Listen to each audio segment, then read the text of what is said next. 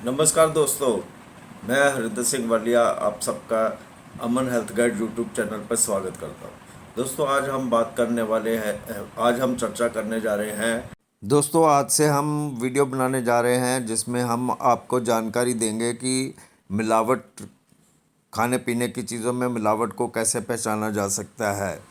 और आज जो हम बात करेंगे वो दूध में पानी की मिलावट, दूध में डिटर्जेंट की मिलावट, पनीर में मिलावट, या फिर कोकोनट ऑयल में मिलावट, या फिर दूसरे तेलों में मिलावट कैसे पहचानी जा सकती है। सबसे पहले बात करेंगे हम दूध में पानी की मिलावट कैसे पहचान सकते हैं।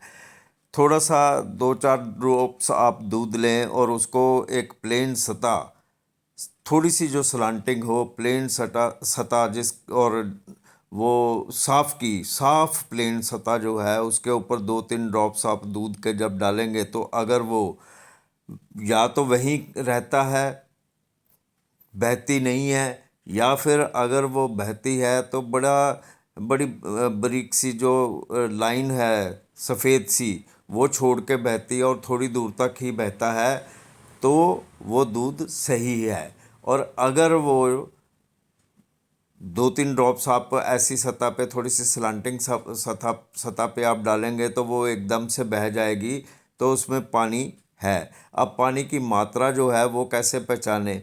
अगर वो बहुत तेज़ी से बह जाती है तो उसमें काफ़ी पानी है। अगर वो थोड़ा, जितना वो आहिस्ता आहिस्ता बहेगी उतना पानी कम होगा। यानी कि अगर वो बिल्कुल नहीं बहेगी या बहुत ही कम बहेगी, वो बूंदें बहेंगी, तो उसमें पानी कम है। अब जानते हैं कि दूध में डिटर्जेंट मिलाया गया है कि नहीं। तो आप क्या करें, आप 5 से 10 मिलीलीटर दूध का सैंपल लें जिसको हमने चेक करना है, और उसमें उतना ही पानी डालें और उसको बहुत अच्छी तरह से ज़ोर ज़ोर से हिलाएं। अगर तो उसमें बड़ी बारीक सी थोड़ी सी झाग बनती है तो दूध में डिटर्जेंट नहीं है, और अगर उसमें ज़्यादा झाग बनती है तो डिटर्जेंट है। और कितना डिटर्जेंट है उसका भी आप अंदाज़ा लगा सकते हैं। जितनी ज़्यादा झाग बनेगी उतना ज़्यादा डिटर्जेंट उसमें होगा, जितनी कम झाग बनेगी उतना कम डिटर्जेंट उसमें होगा। और अगर बहुत बारीक सी झाग बनेगी तो उसमें डिटर्जेंट होने की संभावना बहुत कम हो जाती है। इसी प्रकार हम जानकारी लेंगे कि खोआ, छेना, पनीर में जो है वो स्टार्च तो मिक्स नहीं है।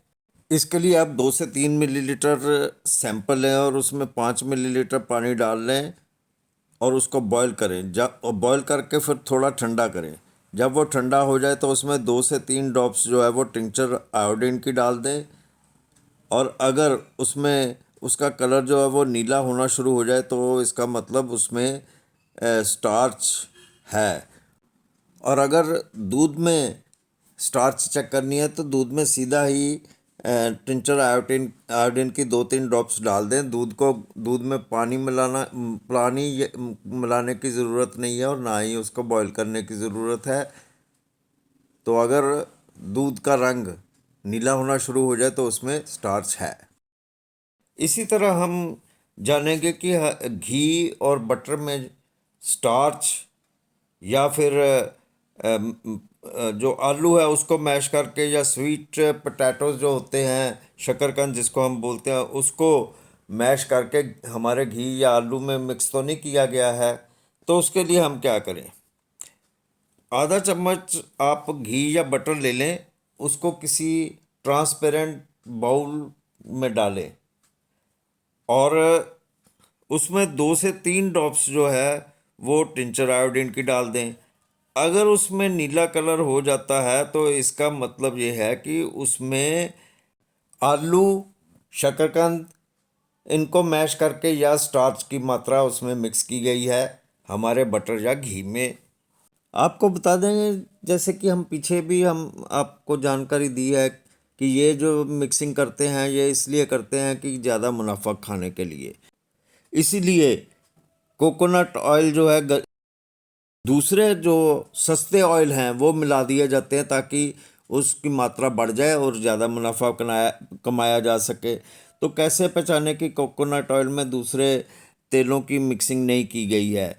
तो उसके लिए हम थोड़ा सा जो कोकोनट ऑयल है वो ट्रांसपेरेंट ग्लास में लेते हैं, और वो ग्लास जो है हम रेफ्रिजरेटर में रख देते हैं 30 मिनट के लिए, आधे घंटे के लिए।